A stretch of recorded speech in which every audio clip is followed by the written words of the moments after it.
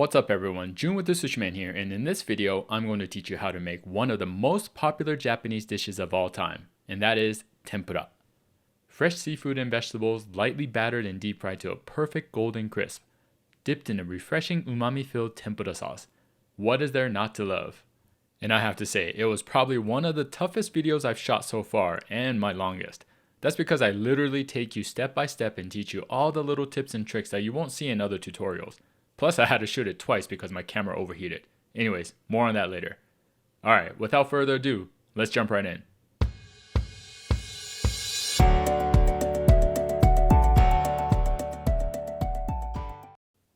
First, let's go over the tools and supplies we'll need for the tempura part, and then afterwards we'll go over the things we need for the sauce. So we're going to need a cutting board, a sharp knife, I'll be using my gyuto, a medium to large pot or deep skillet. I like to use my wok because it has some good depth to it, and it gives me more surface area to work with. And we want something that will hold at least about 2 inches of oil. Next, we need a couple pairs of chopsticks, or tongs if that's easier. We also need a fine strainer or sifter, and this is to sift our tempura flour. And then we also need a medium to large bowl for our batter. A medium plate or pan to hold some flour, which we're going to use to lightly coat our ingredients. A sieve or spider strainer to clean the oil. A smaller bowl for our tempura flakes. A wire rack and pan, or a plate with some paper towels. And this is to leave the tempura on here after it's done frying. And we'll also need a serving plate. And some paper towels, always comes in handy. And then of course, a clean kitchen towel.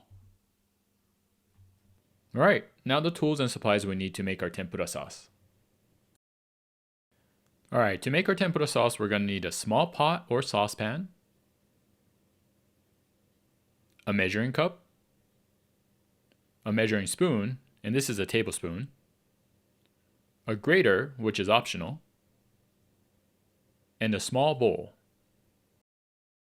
That's it. Let's move on to our ingredients. Alright, first we'll go over the ingredients we'll need for the tempura. And what I have here is pretty traditional, but you can add other vegetables or ingredients if you like. To start off, we have our protein, the shrimp. And you can use different types. These are black tiger shrimp, I believe, and they're pretty decent size. I'll be using 3 of them. And you want to make sure that the tails are still on. Now, these came already deveined and peeled, which cuts down prep time and makes it much easier. Alright, next we have our kabocha, which is Japanese squash or pumpkin. This is a must in our household whenever I'm making tempura since my son absolutely loves them, which I made for him last night, and that is why it's already cut down. Now, we're not going to be using this whole thing, maybe a couple slices or so. Okay, we also have 1 carrot, which I'll only be using a little bit of it. A couple shiitake mushrooms, and a couple string beans, which I picked from my garden. These are amazing as tempura, one of my personal favorites. And then also another one of my favorites is a shiso leaf. This is 1 cup of Tempurako, which is flour specially made for tempura. It's the simplest and honestly it gives you the best results. You literally just mix this with cold water and you're ready to go. And you should be able to find it at most Asian markets if not online. And as always, I'll leave links to these items in the description below. Now don't worry if you don't have or can't get Tempurako. You could just use all-purpose flour or cake flour tends to work a little bit better. It's super simple, just mix it in with an egg and cold water and that's it. I'll have the recipe up on the screen when we get to that section. Next we have our oil. I just use regular vegetable oil, but you can use canola, corn, something that's more neutral though. And we're going to need enough to give us at least a couple inches in our pot. And then I also like to add just a little bit of sesame oil in there as well. This gives it a hint of that nice toasted sesame flavor, but it's totally optional. Alright, now for the ingredients for a tempura sauce. And this is really simple. We only need 3 ingredients. This is a ½ cup of dashi stock. And if you don't know how to make this, check out my video with the link over here in this corner. Next is 2 tablespoons of soy sauce. And then also 2 tablespoons of mirin. And this is optional, but I always like to have some daikon oroshi, which is grated daikon with my tempura. So we have about an inch piece here that's already been washed and peeled. And that's it. Now I only have one stove here for video purposes, so let's just make our sauce really quick and then we can move on to our prep. Tempura sauce is called tentsuyu in Japanese, and it's extremely simple to make, and it only takes a few minutes. First, we'll add all three ingredients into the pot. So dashi, soy sauce, and mirin. Now we're gonna set this to about medium-high, and then while we wait for it to boil, let's grate our daikon.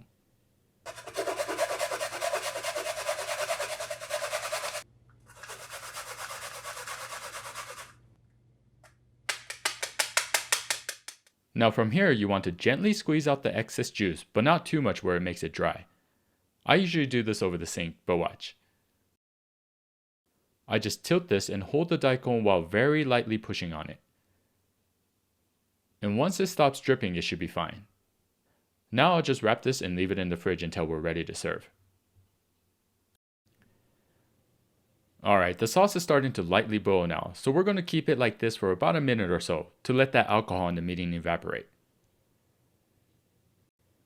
And that's it, done. I'll just leave this aside for now and we'll move on to prepping our ingredients. Alright, now really quick, before we do anything with the ingredients, let's start heating up our oil over low heat. This way it'll have enough time to get up to the correct temperature. So I'm just going to pour my vegetable oil in here to about maybe 2/3 of the way. And you don't want it to be too low, but not too close to the top either. Alright, that looks good about there. And then let's drizzle some sesame oil right into it. I don't know, maybe about a tablespoon or so. And then we'll turn this on to about low, medium, lowish. And this will heat up as we cut our vegetables. Alright, so let's start off with the couple chop. So this is already cut, but usually it comes whole, and you basically just cut it in half, and then clean out the seeds with a spoon, just like a pumpkin. Now the skin on these is usually really tough, so be careful and use a knife that's strong enough. After you've cleaned it out, rinse it and dry it with a paper towel all around the outside and inside. From there, you want to cut off the very top where the stem is. And then you have a piece like this. Well, sort of. It'll be the entire half, but you get what I mean. So now, lay the flat side down on the board and then slice it into about a 1/4 inch thickness.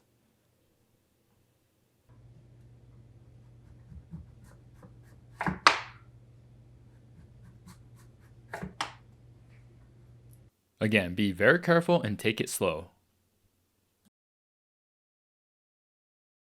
Okay, moving on to our carrot. So this is peeled and washed already, and what we're going to do is cut this diagonally into about a 1/4 inch thickness and about 3 inches long. So first, I'm going to cut off the very end. And then next, we're going to cut at a diagonal like this.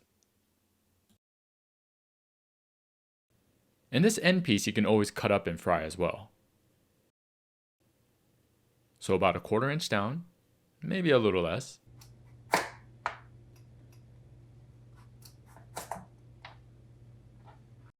And there you go. Now, I'm only going to cut 2 slices, but you can obviously cut as many as you like. Now, for a little trick or more so a technique to make this look nicer, take a slice and make a straight cut about 1/3 of the way in from the edge, but don't cut all the way across. Watch. Just like this. And then rotate it around to the other side and do the same thing. Just like that, you see? And the important thing here is that the cuts are starting from the opposite ends. And then what we can do from here is kind of bend these 2 little arms and twist them against each other. And there you go. You have your little carrot triangle. Super easy to do and is not as boring as your ordinary carrot slices. So watch one more time. And that's it. Super simple, right? Alright, now let's move on to our shiitake. First, you want to wash it, dry it, and then cut off the stems, which I've already done here. And if you want to keep it simple, just leave it like this. But if you want to take it to that next level, then let me show you really quick how to cut out a flower design on the top of these. I know, Japanese food and its little tiny details, right? But that's what makes it awesome. Anyways, So take one of these, and then we're going to cut a straight line but with the knife at an angle. And we'll do this from both sides. So if you're looking at it from this side, imagine like a V cut. Let me show you. Okay, now rotate it around 180 degrees and do the same cut from this side. And then this piece should just come right out. Alright, now we do the same thing but rotate the shiitake a little bit.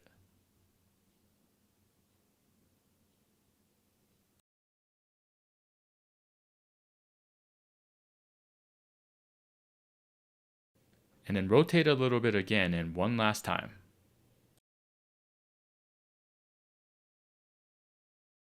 And there you have it. Pretty cool flower or star pattern on top, right? Now again, these extra design things on the carrot and shiitake are totally optional. So if you're on a time crunch or just want to keep it simple as possible, just leave it the way it is. Alright, next we have our string beans. And this is really easy. Just wash it, dry it, and then we're going to cut a little bit off of both ends. Just like that. And that's it. Nice, huh? And shiso is even easier. So this is optional really, but basically you just take the stem off. I actually like to leave just a little bit on there though. Makes it easier when I batter, but either way is fine. But that is basically it. Now let's start prepping our shrimp. Alright, so if your shrimp isn't peeled yet, then go ahead and peel it. But make sure to leave the tail on. So mine's been peeled already, but this last section is still intact. Which you can leave on, but I personally like to take it off. And be careful not to accidentally rip off the tail here. And sometimes you'll see this little clear part on the underside. Not a big deal, but I like to take that off as well. Probably because I'm used to prepping shrimp for sushi. And you'll notice that the tail also has this sharp pointy piece, which usually comes off with this last section, but just make sure to take that off as well.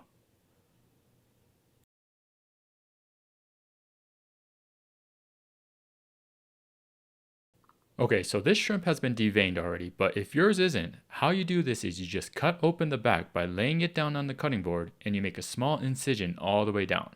Nice and easy just like this. And that's why these are opened up like this. And then you'll probably see the black entrails which you can pull out with your knife or by hand. And some shrimp have some and some don't. Not sure how that really works, but... And then you want to rinse this under cold water or a bowl of cold water. And after that, you basically have a shrimp like this. Now we just use some paper towels to pat them dry. Alright, now we have to remove the dirt and moisture out of the tails. And don't forget this step because this prevents the tails from exploding in the oil, and we obviously don't want any of that. So to do this, just open the tail and lay it down on the cutting board. And using the tip of your knife, just scrape out the dirt and water. Nice and easy just like this. And you don't have to use much force at all. And after you're done, the tail should look clear like this. Now we just do this for the rest.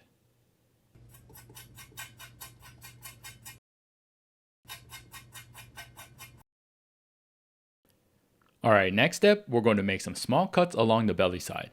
So place the back of the shrimp on the cutting board, and then we're going to make about 6 to 7 little cuts from head to tail. And they don't have to be deep, maybe about 1/8 of an inch or so. And now we'll just do the same thing for the rest.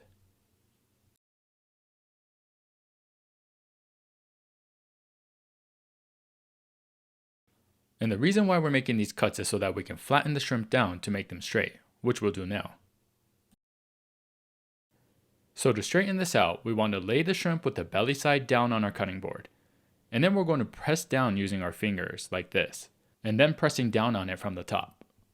You want to do it somewhat gently, and you'll hear it make a cracking sound as you do it.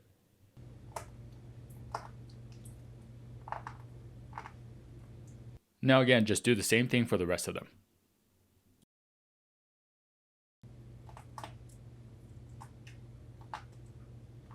I always feel like a shrimp chiropractor aligning its spine when I do this. It's almost satisfying in an odd way. And we're done. Now let's move on to making our tempura batter. So again, I highly recommend getting Tempurako, which is the flour specially made for tempura. And if you don't have it, then just follow this recipe over here, or over here, wherever I end up putting it.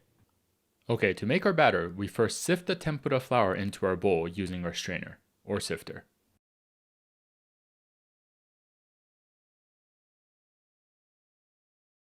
Now we're going to add some ice cold water into here. And honestly, I don't really measure this out. I just add the water until I have the right consistency, but I know that's hard to figure out, especially if it's your first time. So make sure to read the package and follow the instructions on there. That's the most foolproof method. Now, a general rule of thumb is around a 1-to-1 ratio. So 1 cup of flour for 1 cup of water. But it probably depends on the brand and type of flour.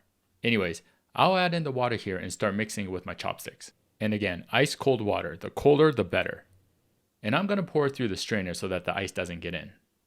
Oh, and by the way, does anybody else love the way sifted flour looks? Something about it, not sure what it is, or is it just me? Anyways.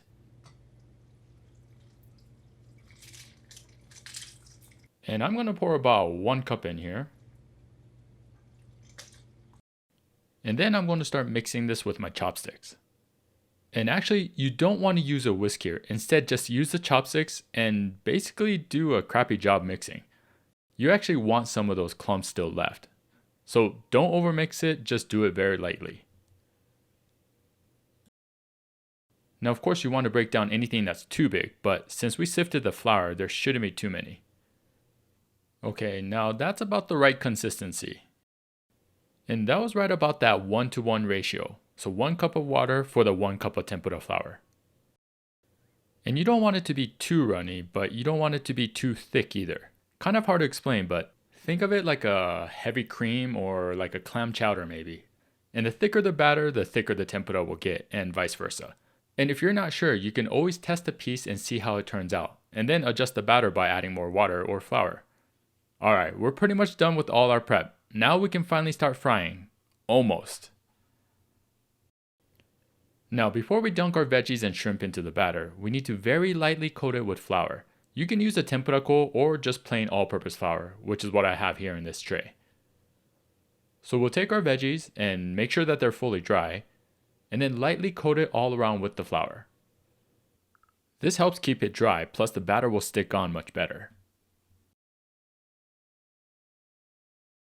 And you want to do this for all the vegetables.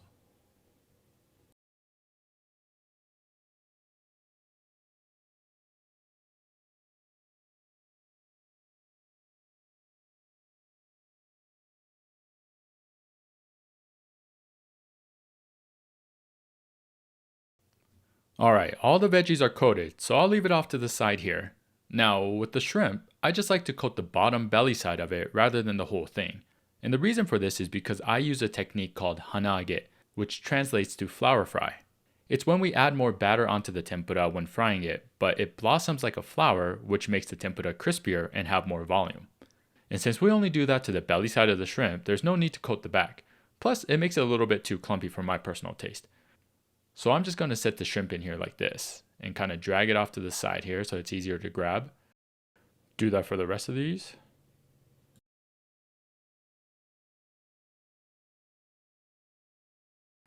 And then now we're officially ready to start frying. Alright, sorry guys, once again some technical difficulties with my camera setup. You know, I haven't done too many videos where I made hot food like this, so I never had issues. But the heat from the oil caused my phone to overheat again and shut down. And I say again because it did the same thing during my teriyaki chicken video. I moved my camera further away, which I hoped would have solved the issue, but apparently not. But at least I had my other camera going, so we'll switch over to that. Alright, so before we get started, we want to make sure we have everything ready, like the sieve, cooling rack, chopsticks, and everything else. And then most importantly, we want to check the temperature of the oil. That is the most important thing. You can do this with a deep fry thermometer if you have one, or I like to keep it old school and do the batter test. So we drop some batter into the oil with our chopsticks or fingers. And if you see it go all the way to the bottom, touch the surface for a little bit and then come right back up, then it's ready to go. But if it's too hot, it won't even go down to the bottom. It'll just bubble on the top, sizzle, and fry up. And if it's too cold, the batter droplets will drop to the bottom, but then sit there without coming back up. So this is a great way to check and it's super easy, but of course if you have a deep fry thermometer, then go ahead and use it. You want the oil to be 330 to 350 degrees Fahrenheit, depending on what you're cooking. So I'm going to check this one more time. And that's a good temperature because you saw it go down to the bottom, touch the surface, and then come right back up. Alright, now the oil is ready to go. I'm going to start with the kabocha. And we are back to the top camera. This was round 2 actually, but this time it recorded fine, thankfully. So let's dunk the kabocha into the batter fully and then let the excess batter drip off first before putting it in the oil. And then carefully drop it in. Now the first time I recorded, I fried some of the vegetables separately, but unfortunately the second round I didn't have much time. So I'm going to fry all the vegetables in here at once. But you could keep them separate if that's easier, especially if it's your first time. Plus, different ingredients will have different cooking times, so you have to know when everything is properly cooked. Also, it's important not to overcrowd the oil. Obviously that will depend on the size of your wok or pot, but we don't want any of them to get stuck together. So make sure to separate the pieces, especially when the batter is still wet. Now with the shiso leaf, you can dunk the whole thing in there, or just do one side like how I'm doing it here. That way it'll keep that bright green color, which looks a little nicer, but it still has that nice crisp on the other side. Whoops, missed. And some signs to look for to see if they're done is the color, so you'll start to see it darken a little bit, and also the bubbles around it. In the beginning there should be quite a lot of bubbling going on, but as it cooks that moisture escapes and there's less bubbling around it. That's when you know it's done. And as you get better and used to this, you can actually feel that vibration through the chopsticks, and you'll be able to tell if it's done or not just by that. Like this shiso leaf, which only takes about 30 seconds to cook.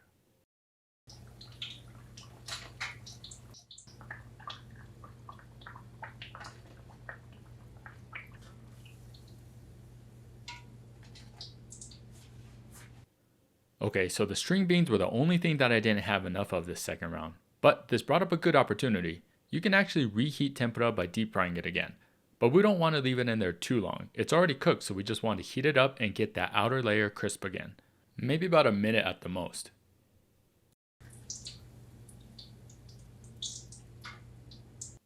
Alright, looking good. Now let's clean the oil and get ready for our shrimp.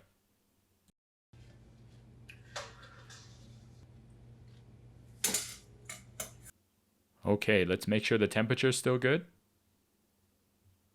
Alright. Now first we take one shrimp and grab it by the tail. And then we'll dunk it in our batter and make sure it's covered all the way on both sides. And then before we put it in the oil, I like to use the edge of the bowl here to kind of take off that excess batter. And you don't have to batter the tail since that's where we hold on to. Now we're going to have to be quick here since the shrimp cooks really fast. But basically, what I'm going to do is drop this in, belly side down, and then as soon as it starts to come back up, I grab the tail with the chopsticks and flip it over and bring it closer to me, belly side up now. And then I'll use my chopsticks to grab some batter and drizzle it on top of the shrimp. And then I gently tap that batter to let it frizzle up, which makes that so-called flower bloom. And you also see me hit my chopsticks on the side of the wok to drop off any excess batter I have. And then you keep repeating this so that the whole shrimp, well, excluding the tail, is covered. I know it sounds like a lot, but it'll make sense once you see me do it. Watch.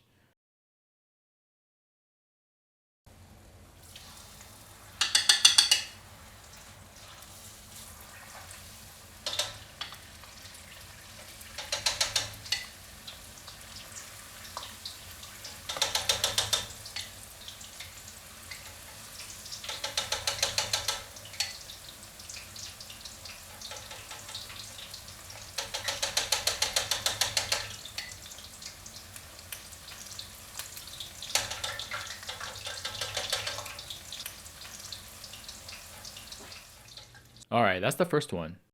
Now, shrimp only takes about 2 minutes to cook, maybe 2.5, depending on its size of course. So you can fry them one by one, or put multiple ones in there. I'm going to go ahead and fry the rest of these at the same time. So I'll explain here again. Make sure the shrimp is fully submerged. Take off the excess batter, and then throw it in with the belly side down. Okay, as soon as it comes up, grab it by the tail and flip it over. Bring it closer and batter.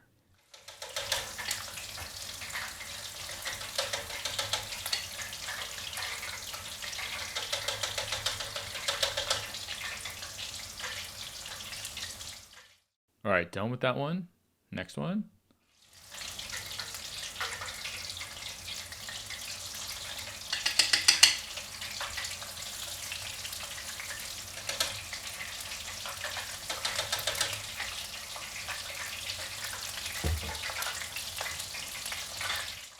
And there you have it.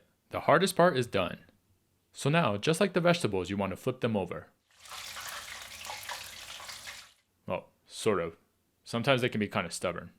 If that is the case, just hold it down with your chopstick so that it cooks the other side. And you also want to keep track of which one was first, and you can tell usually by the color.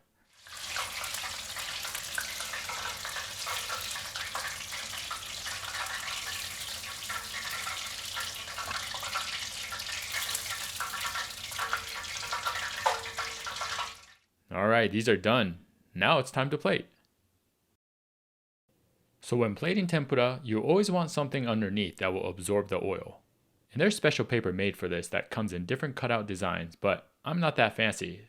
So I just use a good old sheet of paper towel and fold it at an angle like this. And that should cover most of the plate. Now, how you actually plate is really up to you. I like to put the bigger veggies towards the back. So I'll start off with this kabocha right here. And then we'll do the shrimp over here. And I'll stand it on top of each other so it makes it kind of a focal point. Then maybe the string beans on this side. And then the shiso right over here. And how about the shiitake right in front of that? And then our little carrot triangles right here. And lastly, I'll put some daikon oroshi on the side right here. Now we just serve it with our tempura sauce. And one thing really quick here, it's optional and you can leave it cold, but I usually like to heat it up right before serving. It doesn't have to be piping hot, but warm enough so that it doesn't make the tempura cold when you're eating it. Alright, congrats on making it this far. I know that was quite a bit and it will take some practice to really get it down. But I hope this video was helpful and it can guide you to become a tempura pro. And if you like the way I teach and want to learn more about Japanese cooking and sushi, make sure to check out my book, How to Make Sushi at Home, a fundamental guide for beginners and beyond. It's filled with step-by-step tutorials just like this one, along with my personal tips, tricks, and recommendations. I'll leave links below for those that are interested. And of course, if you enjoyed the video, don't forget to, well, you know what to do. As always, thanks for watching and feel free to leave me any questions in the comment section below. That's about it from me. See you on the next one. ありがとうございます。